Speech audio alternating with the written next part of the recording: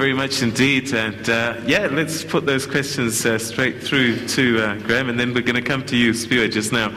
Okay, and there was a couple of others that came through. 100 on your 100th test. What was that like for you? And did you ever think you'd play 100 times? It was a dream come true. I mean, I remember getting, looking up at a TV one day and thinking, geez, I've played 90 games already for South Africa. It just, so then it started to hit home, your 100th test. It was a milestone that I was extremely proud of, and I think I was blessed that, for me, it became bigger than just the game, hopefully going to launch some good campaigns out of the 100th test from a charity perspective. I'm very keen to set up a leadership foundation for kids. I think growing tomorrow's leaders in South Africa is something that's very close to my heart. And I think for me, guys like who I've been associated with throughout my career, guys like Adidas and Gunn & Moore have certainly come on board with little things. We're starting small with some schools, providing some coaching and some kid outs for these guys, and then sporting chance in Cape Town is another thing that we're getting involved with. So there were a lot of things riding on this 100th test for me. So obviously, besides the personal side, there was an opportunity to win a series in England and go to number one. So you're dealing with a lot going into this test match, and I certainly was excited at the opportunity. My wife was 3 weeks away from giving birth, so there was a lot going on. So I think having that clarity for me was important. So to be able to go out and perform with everything that was going on was something that was very meaningful to me on a personal level. But on a team level, to go out and have put in a performance like we did in that first test match, it was something that was special for all of us. There was a lot of pressure. I remember Gary telling me a story after day one when England, I think, were 250 for three. I think the papers the next day said that we're actually robbing the public of the money that they're paying to watch good test cricket because we've arrived underprepared, And I think for the next 4 days we dominated the test match. So I think that the newspaper headlines had to turn a little bit and apologise. So that was the exciting thing for us, is that we were under pressure, we handled it well, and we came back and dominated the game, which was great. And getting the Mace top team? Yeah, at that time, obviously it was euphoric, you're happy, the game was on the line also, you got so much emotion from that last sort of hour of the game, and still carried into the celebrations of your number one. You've won a series away from home, and those things don't come easy. I don't think people understand how tough it is to go into someone else's home and win a series. The pressure from the crowds you face, the abuse you get for 2 months on that tour, the media, expectation from their home media. It's a lot of stuff to deal with as a team, and to go to Australia again, it's going to be those challenges, and I feel that we're well equipped as a team now to go and deal with it. But getting onto a thing, holding the number one ranking is something that is very important to us. I really believe that as a team we have the ability to do that now. I think there's a few challenges. If a couple of bowling depth, if we need a bit more bowling depth to hold it for a period of time, it'd be nice to have guys that could, if Dale Steyn got injured, for example, there's someone that could, step in and perform at that level. I guess that's always a challenge. But it's an exciting time to be a part of this test team, and lots to look forward to. Okay, so shared captaincy, that's become a new buzzword. Tell us about your decision to move away from the limited forms and hand over the reins, as it were. Yeah, to be honest, it was something that I was considering a long time before I actually did it. You talk about 3 England captains. The captaincy role is something that really wears you down, and in England, I passed Alan Border as the most captain in world cricket. I think it was 93 or 94 test matches, which for me is a miracle. When I started at 22, it was an amazing thing to look back and see how you've managed to last this long and deal with the stuff that comes with the captaincy. And I think with the amount of cricket that we're playing today, with the expectation on a captain and the load on a captain, it's just almost impossible to manage all 3 formats. And there was a time when I was talking about it, and people say to you, "There's no one else. People aren't ready. You've got to carry on. You've got to carry on." And I think it's always important that you need to want to do the position. You want to make a success of it. And I certainly had grown tired in the job, and I felt that it was important that there was a new energy, a new new person that could come in and hopefully, add value to this environment from an energy perspective, from new ideas. And, AB's been given that opportunity now, and I wish him all the best, and hopefully I can perform for him for a period of time and give him lots of success. But, I think that the good thing is that we have a mature relationship where we discuss things and we both understand, where we're going in the environment. And you're not playing T20, why? I wasn't selected. That's the simple matter of it all. I mean, obviously it's disappointing. You would always love to be a part of the team, but like everybody else now, I'm right behind them and supporting them. I mean, it gives me an opportunity also to spend a bit more time with my family. At this time, which is obviously nice. Defining moment in your career?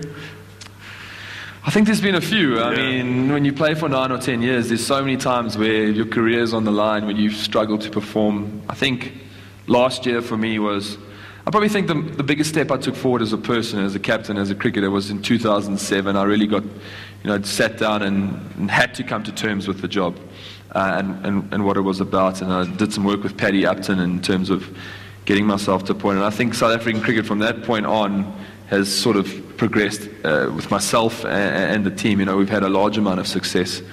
So I think that was the important stepping stone for me as a leader. Last year after the World Cup was certainly the toughest time for me as a person. I lost a lot of confidence in myself with everything after the World Cup. You're disappointed at not going on to win it. The abuse you get from fans and the media, certainly wore me down. There was a time where I was actually afraid to walk out of my house onto the street because, my own self-esteem was very low. And I think to be able to fight back from that, and dealing with that pressure of having to come back and perform in front of fans that are sort of, testing you all the time and want success and, almost want to say, look, you shouldn't be there anymore, So to fight back from that and to be at the point where I am now, where, my own performances have been at the standard that I'm proud of. I feel good about myself again. I feel good about the Proteas and where we're going. So, that's exciting. I think to face those challenges and bounce back from them is something it's rewarding. All right. I asked you earlier the most difficult bowlers that you faced, but a viewer wants to know which team in particular has been the most difficult to play against. I think in the early parts of my career, certainly the Australian team, they were the best in the world. They had pretty much some outstanding players, and it was an outstanding team, and they were a very aggressive cricket team. So, I mean, that was very, very tough in the early parts. But I think now there's been different challenges, to go and beat India in India is something that I think is something that is very difficult. Our last 2 attempts there, we've drawn the series 1-1. As a touring team, we've done well as the Proteas. I think we haven't lost a series away from home since 2006. So that's something that's very we're very proud of. But if hopefully we can maintain that standard. But to go to Australia now, we're going. There's new challenges. You've got to go face them in November. It's not a time that we have ever been there before. They've just come out of winter. How the wicket's going to play? We're playing at Brisbane, Adelaide, Perth. What's the style of play that we're going to need to be successful there? As an opening batter, the wicket's going to be fresh. They're going to go around. So these are the challenges that you face each time you tour away from home. That's the best team that you're playing against, and you've got to be better than them, and that's the challenge. Shark, you're busy running things and administrating, and you've got paperwork and stuff to do. How do you feel when our team wins and succeeds? Does it give you a little bit of a lift and do another hour in the office? I didn't stop smiling for a week after Lords, I must be honest. I think that's what we're trying to achieve. Our whole pipeline's geared up to be the best in the world, and I think as South Africans we're wired that way. And in a way, if people are disappointed with us not being the best in the world, it's also a compliment, because they expect that from you, but they also acknowledge that you've got the capacity to do it. So when we win, I do enjoy it. But I do get nervous as well, and it doesn't help with all the tension we have anyway when it gets too close. And I was fortunate to be at Lords, and you get back in your room and, during the night and you think you're tired and you haven't done a thing. You've just sat there and watched. So, that's the thing about sport. It, it puts you on an emotional roller coaster. But we, I'm administrator, but I'm also, proudly South African, and we're very proud of the boys when they do well. Oh, fantastic. All right, table number 9. Spiro Masilela, thank you for being patient. Where are you? Table number 9. Okay, I'm here. My name is Spiro Masilela from the New Age. My question is both to you, Graham and Jack. I just want to know, many people have labeled you as chokers when coming to the serious games. I just want to know how you, Graham, feel as players, and to the CSA, how do you make sure that you support the players in going forward? Thank you. Yeah, look, that's one of the reasons why I resigned. I didn't have to deal with that question anymore. AB's got to handle those questions in the press conference now. And to be honest with you, there's actually nothing I can say that will, because we haven't won a tournament, so that's a tag that's been put on us, and until we actually do win a tournament, people are going to keep using that thing. So it's just something as a player group that you need to be able to deal with and cope with, that that's going to be there, that the questions are going to be asked, and it's a reality in our lives, and we've just got to face up to it and hopefully win this tournament, and that would be exciting for us. I think obviously from a mental perspective, you're always working on these things. I mean, you have good people around you. We've seen we handle pressure well, to go and win a series in England and play under that sort of pressure and to handle those moments and emotions. Certainly the players have the capabilities to do that. But it is a knockout tournament with a lot of good teams, and the opportunity to lose is definitely there. We've got to be realistic. There's other good teams also. I mean, as much as you want, I would love to see the guys coming back with an international trophy celebrating. I mean, that'd be wonderful for us. One thing I've wondered, because I've seen the forms of the game evolve over time. The one-day game is fantastic. T20 is almost like cricket on steroids. What does it feel like playing the different forms, and do you have a preference? I think most of the guys would say, as cricketers, would say Test cricket is the ultimate pinnacle of playing the game. The game that probably tests you the most and your skill the most. But it's wonderful to be a part of the energy of sort of the shorter formats of the game, the crowds, the introduction of new people into the game of cricket, and to be a part of that energy and the pace of those games is exciting. But as a cricketer, it's all about adapting. You've got to adapt your mindset to the type of play that you're playing. And I think it's an awesome opportunity to be successful in all formats. If you can adapt your style of play and go and be successful, then it's a credit to you as a player. Okay. Table 16, Tabo Don. Is that right? Tabo? Hi, Graham. Hi, Jack. I've got a simple question, bit of a burning issue. Team selections, when it comes to black players or players of color, don't you think it's been a bit unfair for the past couple of years? We cannot have one Makai Ntini and one Lonabo Totsoba, one Lutz Bosman. Issues like Caribbean World Cup, when Lewis was not selected, the T20 World Cup year, also with Ashwell Prince being dropped out of the side without doing much wrong, with an awesome record. Is there a future for black cricket in this country? Okay, thanks. Okay. Yeah, thanks for that simple question. I think when we look at the cricket pipeline that produces players from school or straight through provincial to the Proteas, we want to create opportunities and create a sense of excellence that when we reach the Protea level, we want to ideally tick 3 boxes. One is we want it to be as representative of South Africa as it can be, reflecting the demographics. I think it's important for us as administration and as a team. We also, South Africans, we like to win. So we'd like to have a team out there that can be the best in the world. And I think thirdly, you're asking an individual to perform on the world stage. So we've got to be fair to them as well. So we hope that by the time it reaches Protea level, it should not be a debate. If I sit down with you and you ask me, do you really think Hashim Amla should play? Yes, the same with Vernon Philander. If you sometimes cannot tick all these boxes, we look at our system below, and we've got to ask ourselves hard questions. Yes, I'd like to have 5 Makayantinis, but not just because he's a black player, because he's a fantastic world beater and he's a fantastic player. So we need to tick all 3 boxes, and I think we need that pool just below the Proteas to be bigger, and hence our looking into the pipeline. I think selection is a bit subjective. You know, if we sit down and we talk about soccer teams and rugby teams and cricket teams, you all have your opinion. When it comes to that level, we want to win, we want to do well, and we take into account the 3 levels. You know, I think a player's got to be in form, he's got to be able to perform, and I think we've got a desire to reflect South Africa, but it's also a process going through. Makayantini is a wonderful player. If you look at, he wasn't injured over a very long period of time.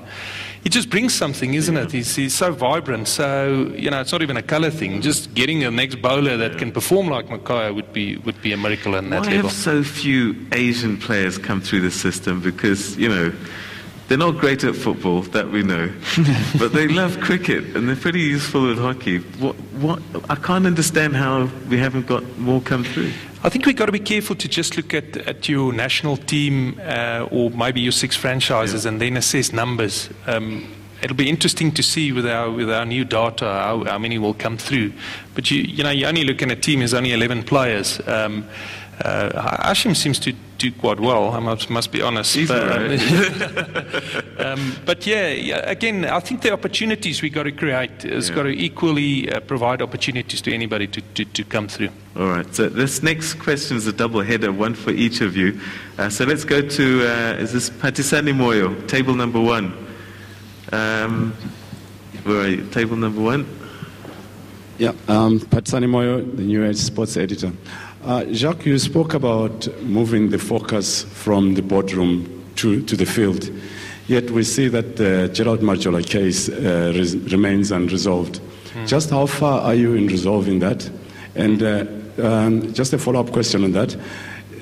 We also see that there is still a lot of involvement with the sport minister. Are you not worried about the perception that could emanate from the ICC about government interference in sport? And for Graham, my question was going to be on Tammy Tsolekile. I think you've already answered that, so that is okay. Thank you. Oh yeah, you have. All right, so the Marjola case. Yes, that will be dealt with early in October, and unfortunately, I think the process has got to be fair as well. You know, a legal process takes a long time. It's got a lot of potential to go wrong afterwards. You know, it'll be escalated to different courts, so we've got to make sure that the procedure, you know, is absolutely right. I think we would have liked to solve it a bit earlier, but there again, I think procedurally it's got to be fair, and we're advised by legal experts, so, you know, we can't just have it our way. I think it's a high-profile case, so we've got to be wary to do the right thing, and what's fair and transparent as well. When it comes to government intervention on ICC level, I think most international governing councils wouldn't allow it as a rule. And I think you've got to balance the influence on a day-to-day or on a level that actually the government's running your sporting organisation to comparing it with government intervening in a certain saga. We are reporting and we are in conversation with the ICC. I think it will be a sad day if we make government part of our day-to-day running and it actually runs a sports federation. And that's what we're actually saying to it. We'll sort out our problems, our governing structures. And then, you know, of course, like any federation, we'd like to get on with the day-to-day running of it. Okay, table number 9, Bongekile Skosana, I think. Table number 9. Morning. Jack, what measures are in place for developing cricket in rural and township areas for developmental stages? And to Graham, how long are you planning on being the captain? Thank you. As long as he can play. You do get the easier questions, I must be honest. It hasn't always been that way. I think each affiliate, I mean, we've got 12 affiliates and 4 associates that looks after the national footprint in development in townships and rural areas. It's more difficult to address rural areas, so we've also realized that, and we've got a designated function that looks after rural cricket. We've actually got Rural Cricket South Africa. Township cricket's close to our heart, and we've partnered with a sponsor in smith&faul that looks after that. There again, it's just a question of capacity. You know, if we and you can ask our staff, and I'm sure if you go to Gauteng and to Northwest or any affiliate, they'll tell you we want to be in every single township and we want to get the people to play cricket. You need money to do it. So we'd like to spend our money where we believe it makes the biggest impact. We want to take cricket everywhere. I think this is a wonderful opportunity on SABC. For us, it's a new market. Data will show that out of every 100 people under 19, 85 is black African. So we're well aware, if we want to compete with human resources, that should be our focus. So we are aligning much of our resources and focus in that area. I guess this Simasi, table number 11, is asking the same question. When does Cricket South Africa fulfill its transformation obligations? Do you have a timeline, do you think, that you can reasonably say that, you know, we'll wake up one morning and it looks as the country is? Well, I think you've got to assess where you're going, and you've got to go in that direction as well. I think it's a broader challenge for the country as well. We don't want to compromise our number 1 position. Hence, we want to make it a natural process. So I want to wake up one day and the national teams are representing and they're selected on merit and we're winning. That will be the day. If we put a date to it, I think we got short and medium term goals where we got to put certain dates to us, and we want to track progress at this stage. All right. I believe we've got a couple of players in the audience. Table 16, Tandy, you're there. Just get your thoughts about the game at this time, and what kind of inspires you to keep playing and keep moving. Where's Tandy? There we go. Thanks. Yeah, obviously I think all the players have goals, and you try and reach or try and get to certain goals with your career. I think obviously you need to have self-motivation as well to keep driving, no matter what obstacles you might be facing as a player and stuff. So yeah. All right. Do you think enough black players want to play cricket? Sorry, can you repeat the question? Do you think there's enough young black people wanting to play cricket? I think there is. I think there's a lot of black cricketers who want to play the game. I think what's disappointing on my side is the lack of funding when you go to black schools, when you go to townships. I know that Cricket South Africa is trying to adhere to those challenges and to make sure that all the kids in townships get the opportunity to play. But my honest opinion, I don't think enough is being done. I come from Valcom, and you know, I came from development programs and stuff.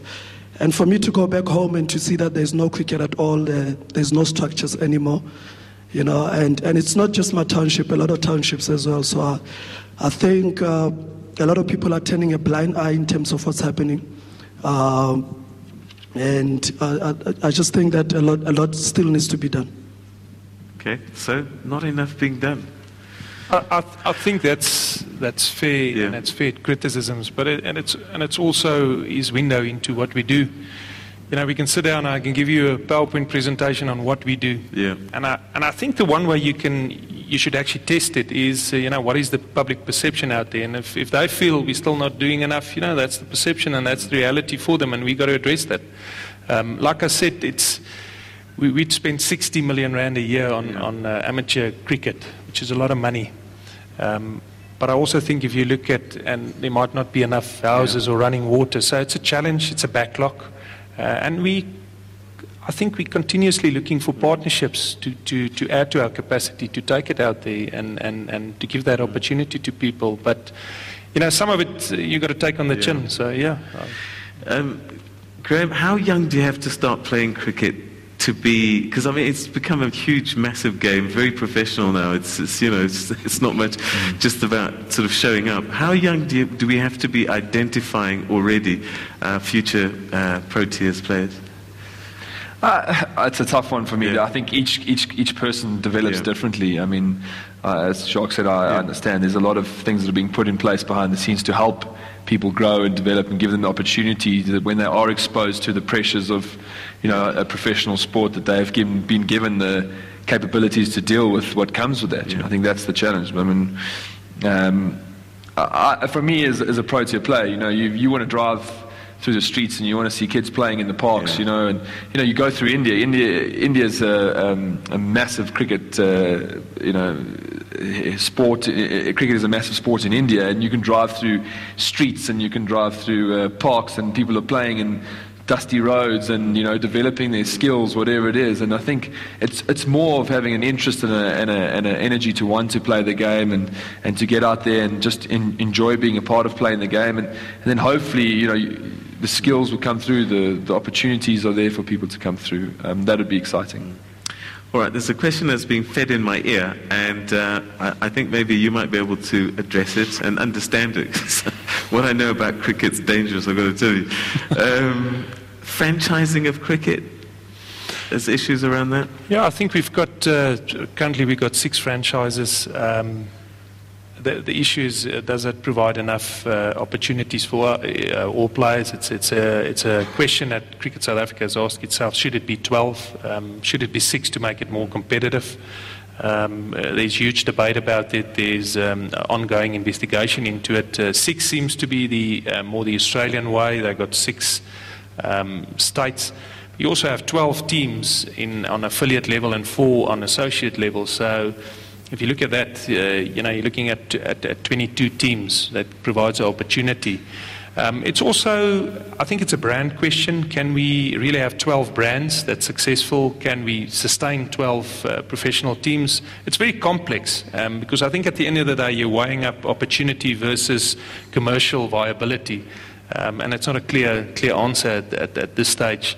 It's interesting because we all seem to follow the Australian way that's got 6 state teams, and then the English start winning and they've got 18. So the debate goes up and down. Funny enough, I think if you talk to people in England now, they say they might feel we've got too many counties. So it's difficult to say which franchise structure would be the right one. All right, table number 3, is that Emil?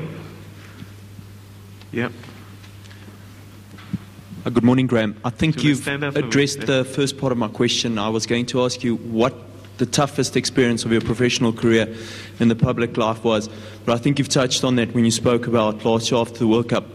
But I guess, how do you move on from that? How did you handle that? Just like some thoughts on that. Yeah, it's not easy, I think, to deal with when you're going through a tough time and it's very public, because everywhere you go, you're reminded of that situation. If you can go watch a movie, I'm sure someone at the cinema will shout choker, or you should have come home, or something.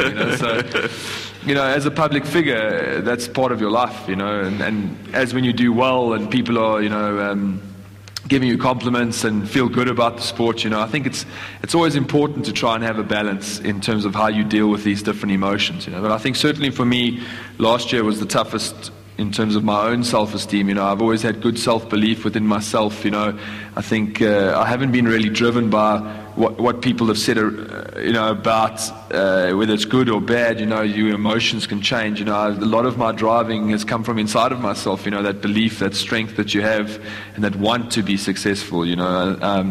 So. Last year was the first time I was sort of exposed to that sort of low self-esteem, where people say things to you, it affects your confidence, and you've just slowly got to rebuild yourself, and I certainly had to earn a lot of support back and respect after the World Cup, and, you've just got to slowly take small steps. Obviously, your immediate family, your friends, the people who know you well, they play an important role in sort of building you back up. But at the end of the day, the only person that can handle that is yourself. You've got to, I could easily have moped away into a corner, but I had to face these challenges and I had to try my best to overcome them. And slowly you do that. I mean, with success as a team and as a player, you get to 40 and you start to feel better about yourself, and you start to feel good in the nets, the work that you're putting in. And I think the 100 in Newlands against Australia in that amazing test match was a big sort of stepping stone.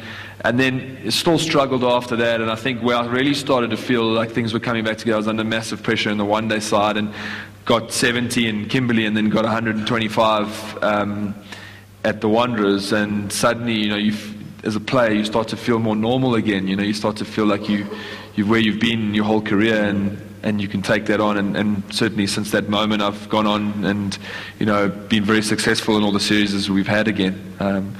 I think when you've played for 9 or 10 years, there's always ups and downs, and you've got to learn to cope with that. But at the end of the day, when I started my dream, I never thought that I'd get to where I am today, and the amount of runs that I have scored and the victories we've had. So, it's been, you can draw strength from those moments, hopefully. We've run out of time, unfortunately, but in 20 seconds, Tisetso wants to know, when you were captain of your former school, King Edward, under 19s, did you think that you would go on to captain the national team at one point? Well, just quickly, obviously it was a goal of mine. I had a dream, that was my dream. And, I got the opportunity and I took my opportunity, and I think that's the thing in life, there are opportunities out there, but it's about taking them and making the most of what's given to you. And certainly that was the most important thing for me. I worked hard and I wanted it, and I took my opportunity and it came my way, and every day I try and make the most of that and try and make people proud, and my family and myself. So it's an ongoing thing, and I just want to finish my career knowing that people are proud of what I've been able to do for South Africa. Yeah, and we certainly have been very proud. Ladies and gentlemen, Graham Smith and Jacques Faul. You can clap. All right, that's where we're going to leave it. Unfortunately, we run out of time. There's so much that we could have continued to explore, but unfortunately, we run out of time.